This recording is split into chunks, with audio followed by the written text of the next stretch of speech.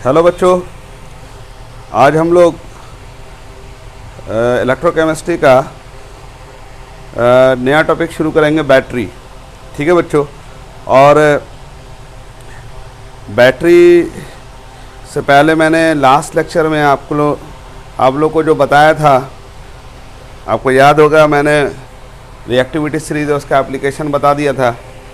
आज हम लोग शुरू करेंगे बैटरी क्या होती है। ठीक है बच्चों, तो बैटरी बेसिकली मैं आपको बता दूं कि दो तरह की बैटरी होती है। एक प्राइमरी बैटरी होती है, एक सेकेंडरी बैटरी होती है। प्राइमरी बैटरी कहते हैं उस बैटरी को जो नॉन रिचार्जेबल होती है, जो आम ज़िंदगी में आपने देखा होगा, पेंसिल टॉर्च वगैरह में जो बैटरी इस्तेमाल होती है, या रेडियो में पहले इस्तेमाल होती थी। ठीक है, और बचपन में उस बैटरी से हम लोगों ने कई बार जो है उसको तोड़ करके उसमें ग्रेफाइट इलेक्ट्रोड भी निकाला होगा, बचपन में खेलते थे हम लोग। तो खैर, तो वो बैटरी जो है प्राइमरी बैटरी है, जिसको हम लोग लेक्लांचे सेल भी बोलते हैं।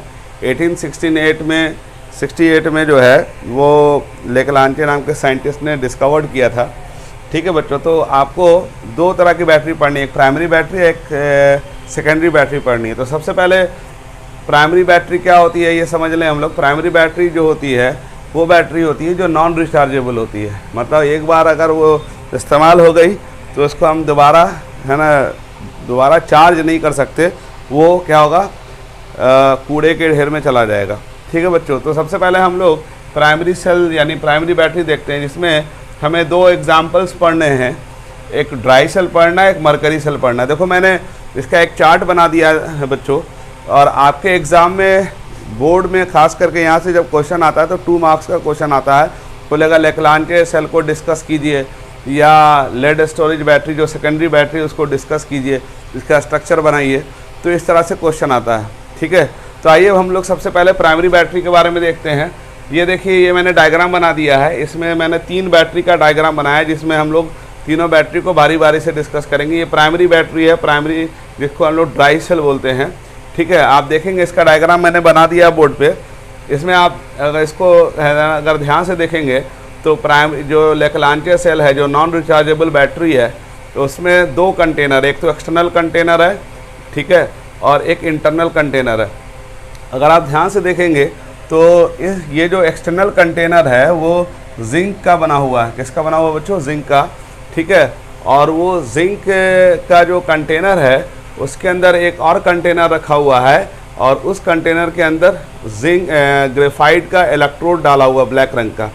ठीक है बच्चों, अब देखिए इसमें क्या है, ये जो जिंक है वो एनोड की तरह काम करता है। जिंक किसकी तरह काम कर रहा है? एनोड की तरह काम करता है।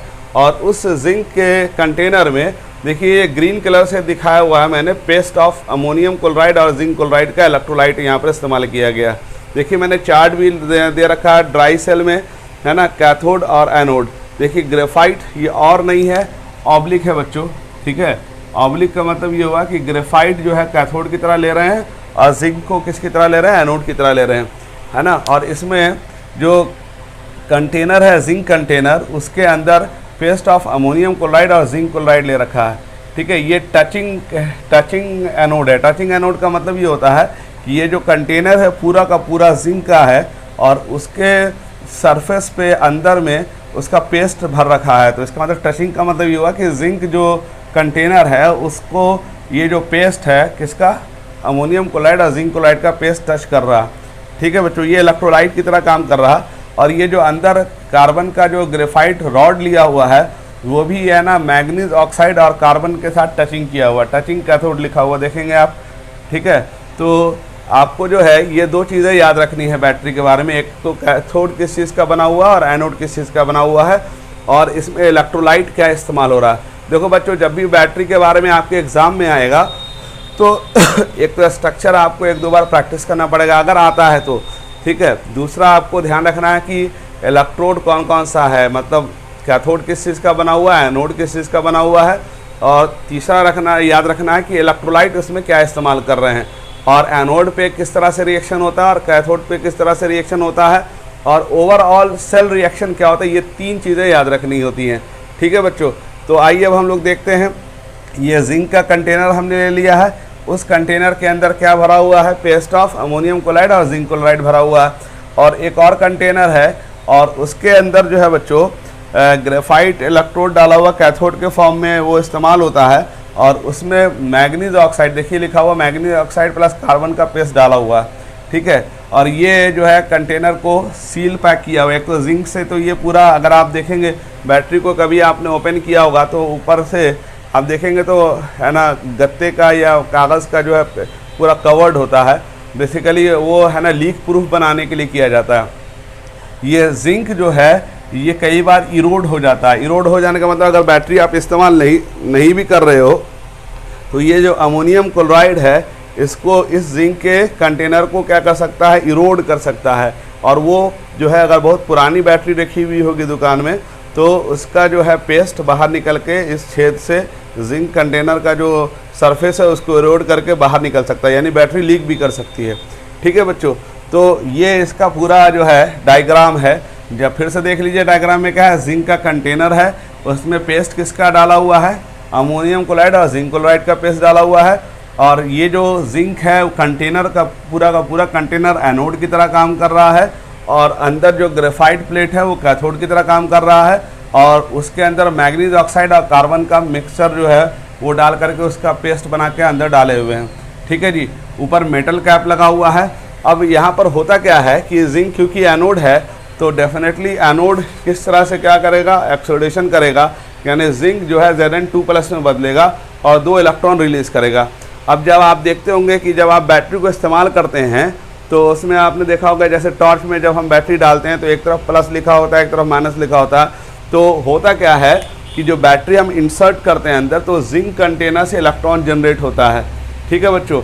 और यही इलेक्ट्रॉन क्या होता है, सर्किट से होता हुआ जो बैटरी जो रेडियो में या टॉर्च में जो प्लस और माइनस टर्मिनल होता है तो उसी से है ना इलेक्ट्रॉन सर्कुलेट होता है सिस्टम में, जहां आपको बल्ब जलाना है या कुछ भी जलाना है तो इलेक्ट्रॉन जनरेट होकर फिर कैथोड प्लेट पे यानी ग्रेफाइट इलेक्ट्रोड पे आ जाता है।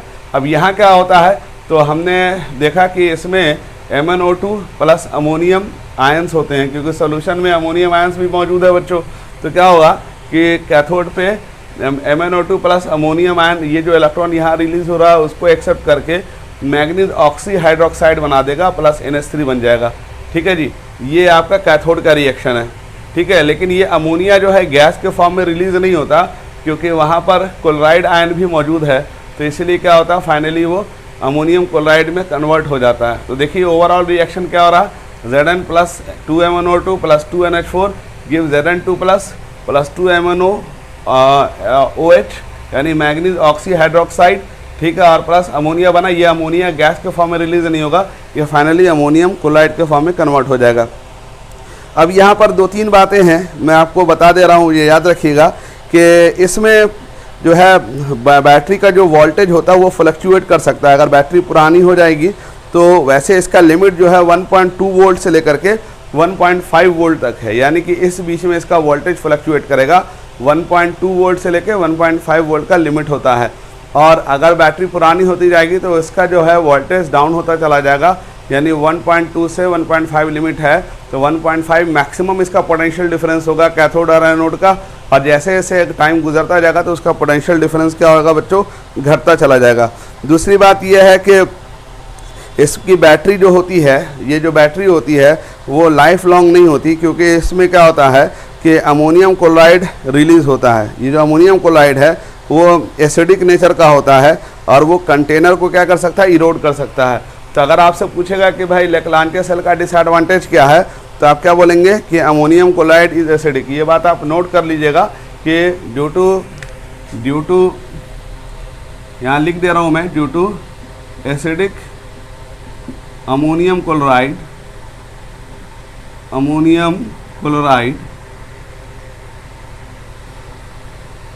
the container, the surface of the container get eroded and battery become leak। Battery क्या हो जाएगी बच्चों, लीक हो जाएगी, ठीक है बच्चों। इसलिए ज़्यादा पुराना बैटरी आप नहीं खरीदेंगे, क्योंकि ज़्यादा पुराना बैटरी खरीदेंगे तो बैटरी क्या हो सकती है, लीक हो सकती है। ठीक है बच्चों, बात समझ में आ गई। तो ये तो आपका ड्राई सेल हो गया। अब एक और सेल है बच्चों, ये भी जो है नॉन रिचार्जेबल है, मरकरी सेल बोलते हैं इसको। ठीक है बच्चों, और ये आपने देखा होगा बैटरी जो खिलौना वगैरह में, टॉय वगैरह में इस्तेमाल होता है, या फिर है ना, आपने देखा होगा कि वो जो वॉच होता है उसमें भी ये बैटरी इस्तेमाल होती है, छोटी सी होती है, स्टील की बॉडी होती है उसके ऊपर। ठीक है, तो वो जो है आपका मरकरी सेल होता है।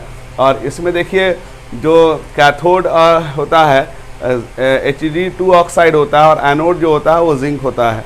ठीक है, Hg2 ऑक्साइड यानी मरकरी 2 ऑक्साइड होता है, और एनोड क्या होता है, जिंक होता है। और इसमें paste of KOH and zinc oxide होता है, यानी इलेक्ट्रोलाइट जो ले रहे हैं ये पेस्ट होता है। ठीक है बच्चों, पेस्ट होता है, ये एल गलती से लिखा हुआ, पेस्ट ऑफ KOH इलेक्ट्रोलाइट के फॉर्म में इस्तेमाल होता है। और इसमें एनोड पे जो रिएक्शन होता है वो कैसे होता है, जिंक जो है वो आपको बेसिक मीडियम में, क्योंकि यहाँ पर KOH ले रहे हैं तो वो जिंक ऑक्साइड में बदल जाएगा और प्लस वाटर रिलीज़ करेगा, और साथ ही साथ 2 इलेक्ट्रॉन जनरेट होगा। और यही इलेक्ट्रॉन जो है एक्सटर्नल सर्किट से होता हुआ फिर कैथोड की तरफ क्या होगा, मूव कर जाएगा। तो यहाँ देखिए, यहाँ जो कैथोड पे रिएक्शन हो रहा है, mercury oxide plus water plus 2 electron, ये जो 2 इलेक्ट्रॉन यहाँ जनरेट हुआ है वो 2 इलेक्ट्रॉन यहाँ ट्रांसफ़र होगा कैथोड पे, और जिसकी वजह से HGO जो है वो Hg लिक्विड में बदल जाएगा और 2OH माइनस रिलीज़ होगा, यानी बेसिक मीडियम होगा। और इसमें जो है ओवरऑल रिएक्शन होता है, आप देखेंगे जिंक विथ मरकरी। ठीक है, क्योंकि यहाँ पर मरकरी जनरेट हो रहा है, और फिर मरकरी ऑक्साइड्स यानी जिंक जो है मरकरी के साथ अमलगम बना करके इस्तेमाल हो रहा है, और जिंक ऑक्साइड प्लस Hg बन रहा है। ठीक है बच्चों, और ये ध्यान रखिएगा कि ये जो बैटरी है बच्चों, जो आपकी प्राइमरी बैटरी है, इसका जो वोल्टेज लिमिट है 1.35 वोल्ट होता है। इसका जो मैक्सिमम लिमिट होता है 1.35 वोल्ट होता है। ठीक है, और इसका स्पेशल फीचर ये होता है कि इसका पोटेंशियल जो होता है कांस्टेंट रहता है। यानी जैसे आपको मैंने बताया कि ड्राई सेल में क्या होता है बच्चों, कि पोटेंशियल डिफरेंस जो होता है वो लिमिट 1.25 से कहाँ तक बताया था बच्चों, 1.2 से लेकर 1.5 के बीच फ्लक्चुएट करता है। लेकिन इस बैटरी की खासियत ये है कि पोटेंशियल डिफरेंस इसका कांस्टेंट होता है, 1.35 लिमिट होता है। ये एक एडवांटेजियस बात है। ठीक है बच्चों, तो अब ये जो डायग्राम मैंने बनाया है, इस डायग्राम को आप देख लेंगे, बुक में भी दिया हुआ है। ठीक है, और ये डायग्राम को समझाने की ज़रूरत नहीं है ना, आपको ऑलरेडी जब आप बुक देखेंगे तो उसमें डायग्राम जो है बना हुआ होगा, उसमें कैथोड प्लेट और एनोड प्लेट लिखा हुआ होगा।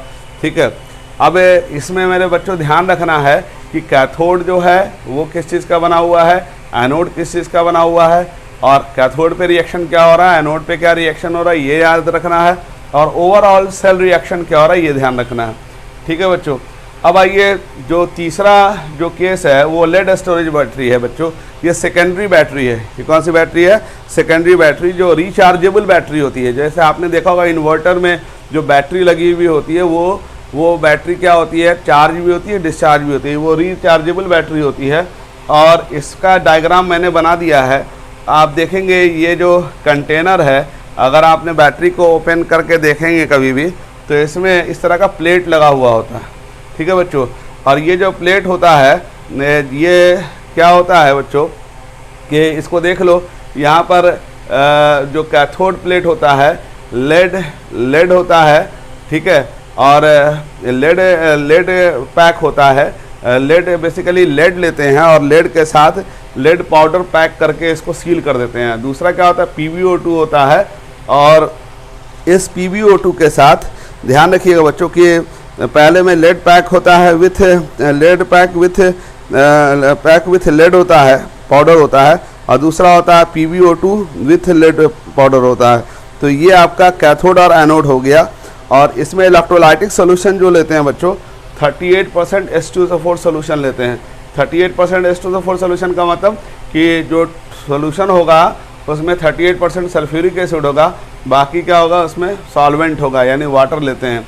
ठीक है बच्चों, जो आप लोग देखते होंगे कि डिस्टिल वाटर डाला जाता है बैटरी में, बेसिकली वो कॉन्सेंट्रेशन को मेंटेन करने के लिए डाला जाता है।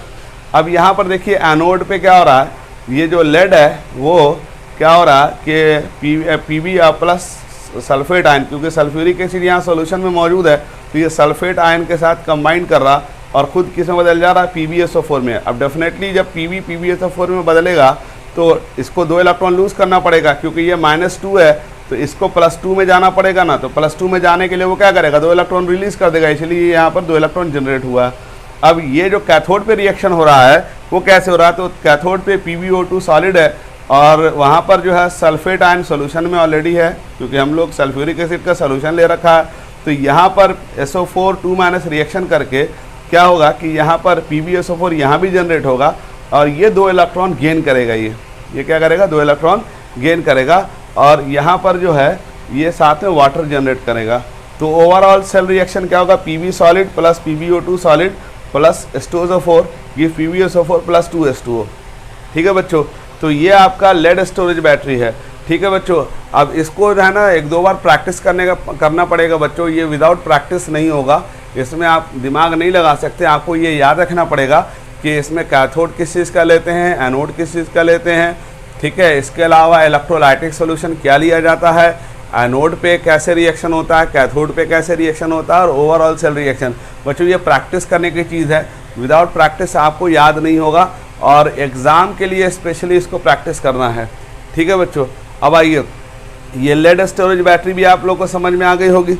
अब ये लेड स्टोरेज बैटरी की खूबी क्या होती है बच्चों कि ये रिचार्जेबल होता है, एक बार चार्ज हो सकता है और एक बार डिस्चार्ज भी हो सकता है। ठीक है बच्चों, और इसमें जो है जब हम इसको चार्ज कर रहे होते हैं तो चार्ज करते हैं तो आप देखेंगे यहाँ पर PbSO4 कब बनेगा, जब बैटरी करंट फ्लो करा रही होगी और फाइनली जब बैटरी करंट फ्लो कराना बंद कर देगी तो लेड सल्फेट बन जाएगा। अब जब हम इसको दोबारा रिचार्ज करेंगे तो ये लेड सल्फेट फिर से वाटर से रिएक्शन करके Pb और PbO2 वापस जनरेट कर देगा। जिस फॉर्म में वो आया था उसी फॉर्म में वापस क्या होगा, लेड Pb के फॉर्म में या PbO2 के फॉर्म में था वो, तो वो वापस उसी फॉर्म में दोबारा क्या हो जाएगा, अपने ओरिजिनल स्टेट को गेन करेगा। यानी कि जब बैटरी चार्ज होगी तो लेड सल्फेट बनेगा और बैटरी को जब बैटरी करंट फ्लो करा रही होगी तो लेड सल्फेट बनेगा प्लस वाटर बनेगा और जब बैटरी को वापस चार्ज करेंगे तो फिर ये PbSO4 दोबारा रिवर्स होके Pb और PbO2 में कन्वर्ट हो जाएगा। ठीक है बच्चों, और इसका जो है मैं सेल प्रेजेंटेशन लिख दे रहा हूँ। ये सेल प्रेजेंटेशन आपको कई बार लेड स्टोरेज बैटरी का आपसे पूछेगा, तो Pb किस में बदलेगा बच्चों, PbSO4 में ही तो बदलेगा ना। ठीक है, एनोड पे यही होता है, लेड सल्फेट में बदलता है और फिर यहाँ पर सल्फ्यूरिक एसिड लेते हैं। ठीक है बच्चों, सल्फ्यूरिक एसिड कैसे ले रहे हैं, वो इलेक्ट्रोलाइटिक सॉल्यूशन के फॉर्म में लिया जा रहा है जो 38% है और इसमें क्या होता है बच्चों, PbO2 जो है वो किस में बदलेगा, Pb में बदल जाएगा।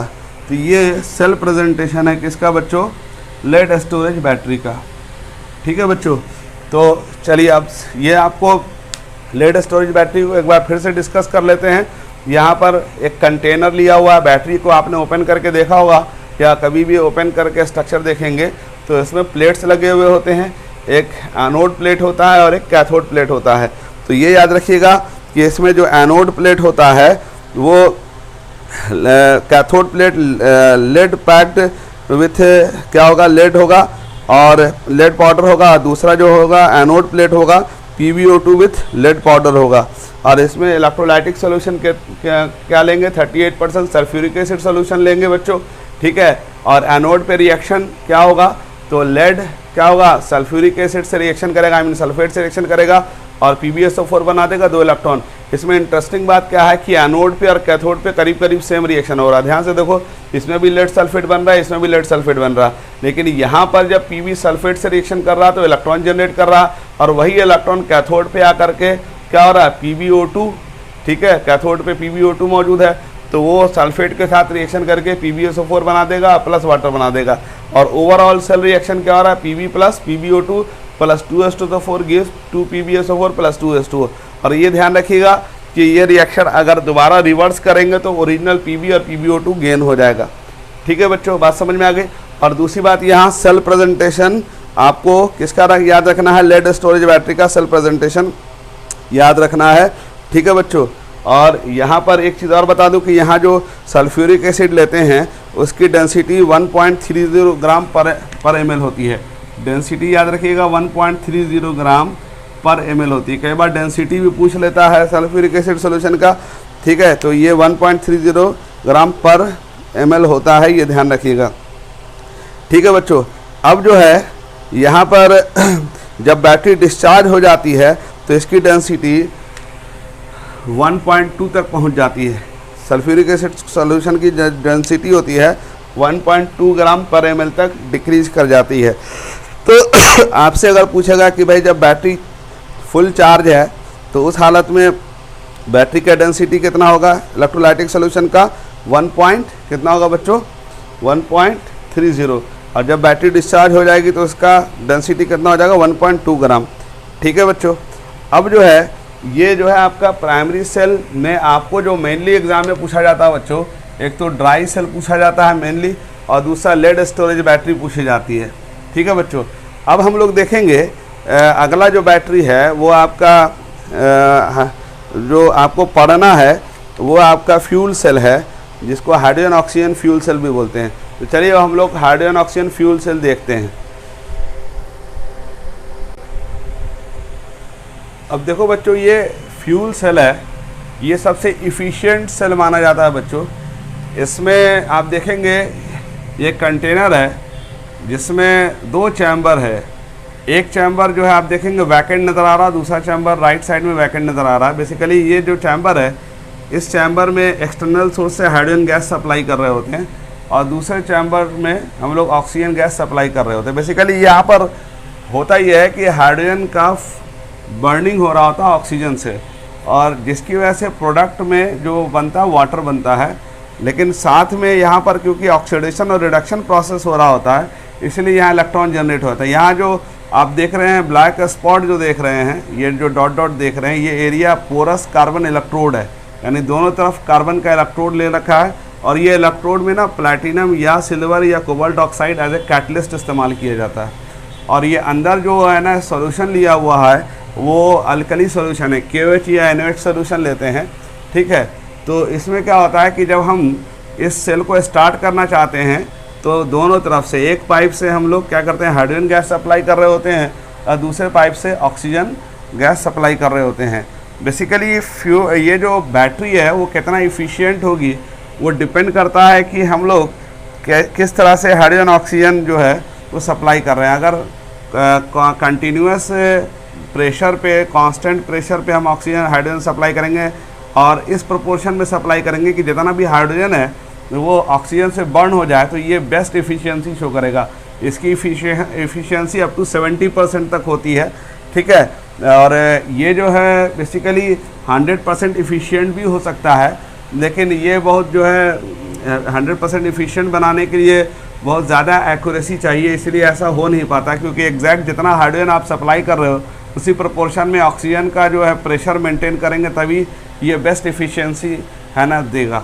अब देखिए यहाँ पर आप देख रहे हैं कि लेफ़्ट साइड वाला पोर्शन एनोड है, राइट साइड वाला पोर्शन कैथोड है। ये भी एक वोल्टेइक सेल की तरह काम कर रहा है।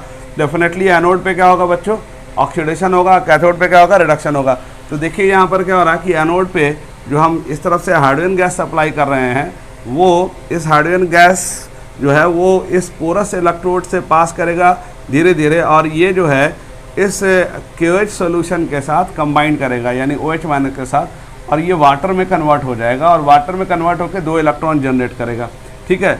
और ये जो 2 इलेक्ट्रॉन जो जनरेट होगा वो सर्किट से होता हुआ गुजरेगा और ये अपोजिट वाले जो कैथोड प्लेट है उस पर जाके क्या हो जाएगा, ट्रांसफ़र हो जाएगा। तो यहाँ से इलेक्ट्रॉन, इस वाले पोर्शन से इलेक्ट्रॉन जनरेट हो रहा है और हम जो भी इसमें अप्लायंसेस लगाएंगे वो का सर्किट जो है वो करंट फ्लो कराते हुए अपोजिट साइड कैथोड पे जाके इलेक्ट्रॉन क्या हो जाएगा, डंप कर जाएगा। तो अब देखिए कैथोड पे क्या हो रहा है। कैथोड की तरफ हम देखेंगे, इधर भी एक चैम्बर है, इसमें ऑक्सीजन गैस सप्लाई कर रहे हैं। जिस समय हाइड्रोजन गैस सप्लाई करेंगे उसी टाइम आपको ऑक्सीजन गैस भी सप्लाई करना है, और जो प्रेशर इसका होगा उसी प्रेशर का आधा प्रेशर इसका लेना पड़ेगा, ठीक है। क्योंकि आप जानते हैं कि हाइड्रोजन का जो बर्निंग होता है H2 + ½ O2 होता है, तो इस वजह से प्रोपोर्शन में है ना आपको थोड़ा सा कंसिस्टेंसी मेंटेन करनी पड़ेगी, तो उस हिसाब से ये बेस्ट एफिशिएंट वर्क शो करेगा। अब यहाँ कैथोड क्या कर रहा है, कैथोड पे क्या हो रहा है, ये ऑक्सीजन है ना वाटर के साथ कंबाइन कर रहा है, क्योंकि यहाँ जो सोल्यूशन ले रहे हैं वो अल्कली सोल्यूशन है, तो इसमें वाटर भी है।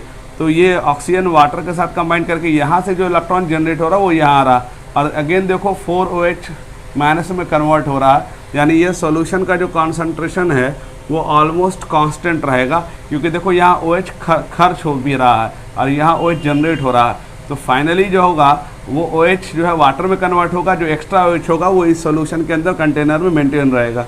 यानी इस सॉल्यूशन, ये इलेक्ट्रोलाइटिक सॉल्यूशन के कॉन्सेंट्रेशन में ज़्यादा तब्दीली नहीं आएगी। तो आप देखेंगे यहाँ 2H2 वाटर में बदल रहा है, इलेक्ट्रॉन जनरेट कर रहा है, और कैथोड पे O2 जो है OH माइनस में बदल रहा है, और यही OH माइनस क्या हो रहा है बच्चों, वाटर में कन्वर्ट हो रहा है, और एक्स्ट्रा OH इस सॉल्यूशन के कॉन्सेंट्रेशन को मेंटेन कर रहा है। ओवरऑल सेल रिएक्शन क्या है, तो इसमें देखिएगा 2H2 प्लस हाफ O2 जो हाइड्रोजन की बॉन्डिंग हो रही है, वाटर जनरेट हो रहा है। अब देखिए ये कितना अच्छा प्रोसेस है, इसमें जो प्रोडक्ट मिल रहा है वो वाटर मिल रहा है, और वाटर से पॉल्यूशन तो नहीं होगा। इसलिए आपको ये ध्यान रखना है कि अगर आपसे पूछेगा कि एडवांटेज ऑफ फ्यूल सेल्स क्या हैं, फ्यूल सेल्स के क्या क्या एडवांटेज हैं, तो सबसे पहले नंबर 1 में देखिए ये हाईली इफिशिएंट होता है, अप टू 70% तक इसका मोस्ट इफिशिएंट है ना रिज़ल्ट आता है। दूसरी बात ये है कि इसमें कंटिन्यूस सोर्स ऑफ एनर्जी है, यानी आप हाइड्रोजन ऑक्सीजन सप्लाई करते जाइए और इलेक्ट्रिसिटी प्रोड्यूस कराते चले जाइए। ठीक है, जैसे हाइड्रोजन ऑक्सीजन का सोर्स हम बंद करेंगे वैसे ही ये बैटरी भी जो है ना काम करना बंद कर देगी। तीसरा ये है कि पॉल्यूशन फ्री होता है। अब पॉल्यूशन फ्री होने का मतलब आप जानते हैं कि इसमें जो प्रोडक्ट बन रहा है वो वाटर बन रहा है। ठीक है बच्चों, तो इस लिहाज से ये मोस्ट इफ़िशिएंट बैटरी मानी जाती है। अब इसके स्ट्रक्चर को आपको बच्चों याद रखना पड़ेगा। यहाँ 2 चैम्बर है, एनोड की तरफ और कैथोड की तरफ। यहाँ पर एक चैम्बर से हाइड्रोजन गैस पास कर रहे हैं, दूसरे चैम्बर से ऑक्सीजन गैस पास कर रहे हैं, बीच में दोनों तरफ कार्बन का पोरस इलेक्ट्रोड ले रहे हैं, बीच में क्यूएच सोल्यूशन सप्लाई कर रहे हैं। इधर से हाइड्रोजन गैस जा रहा है, वो OH के साथ कंबाइन करके वाटर बना रहा है और 2 इलेक्ट्रॉन जनरेट कर रहा है, और यही 2 इलेक्ट्रॉन को गेन करके ऑक्सीजन वाटर के साथ कंबाइन करके OH में कन्वर्ट हो जा रहा है। ओवरऑल सेल रिएक्शन ये है। ठीक है बच्चों, तो ये आपका फ्यूल सेल हो गया बच्चों। अब आपको टोटल जो है मैंने 4 तरह का सेल पढ़ा दिया। वैसे तो 2 ही सेल पढ़ा है, प्राइमरी सेल और सेकेंडरी सेल। प्राइमरी सेल ध्यान रखिएगा वो सेल होता है जो रिचार्जेबल नहीं होता, एक बार इस्तेमाल हुआ और उसको हम डिस्पोज कर सकते हैं। जिसमें पहला सेल कौन सा था, लेक्लांचे सेल था, और दूसरा कौन सा था आपको, मरकरी सेल था। ठीक है, उसके बाद जो तीसरा जो है हमको सेकेंडरी बैटरी जो हमने है ना देखा, एक लेड स्टोरेज बैटरी है, दूसरा कौन सा बैटरी है बच्चों, हाइड्रोजन फ्यूल सेल है। तो आपके एग्ज़ाम में बच्चों ज़्यादा चांसेस हाइड्रोजन फ्यूल सेल आने का होता है, तो इसके डायग्राम को प्रैक्टिस कर लें, इसके एनोड कैथोड को याद करें। देखो बच्चों ये जो एरिया है इसमें कन्फ्यूज़न होता है, तो बेटा इसको बिना प्रैक्टिस किए नहीं हो सकता। इसको आपको कैथोड एनोड को याद रखना है, और इसमें ओवरऑल सेल रिएक्शन याद रखना है, इलेक्ट्रोलाइट को याद रखना है। ये एग्ज़ाम से 3 दिन 4 दिन पहले इसको प्रैक्टिस करके ही देख सकते हैं, लेकिन इसमें कंपटीशन में भी सवाल आता है। तो कंपटीशन में जब सवाल आता है तो वो सिंपल है ना सवाल तो नहीं होता, लेकिन यह है कि अगर आप इसको थॉरो एक बार पढ़ लेंगे तो आपसे वो सवाल आसानी से बन जाएगा बच्चों। तो हम लोग क्या करेंगे बच्चों कि इस पर कोई सवाल होगा तो नेक्स्ट लेक्चर में हम इसको देखेंगे कि इस पर कौन कौन से सवाल आ सकते हैं। ठीक है बच्चों, तो इसको आप लोग एक बार पढ़ लीजिएगा, और कोई डाउट हो तो मुझसे है ना व्हाट्सएप पे पूछ लीजिएगा।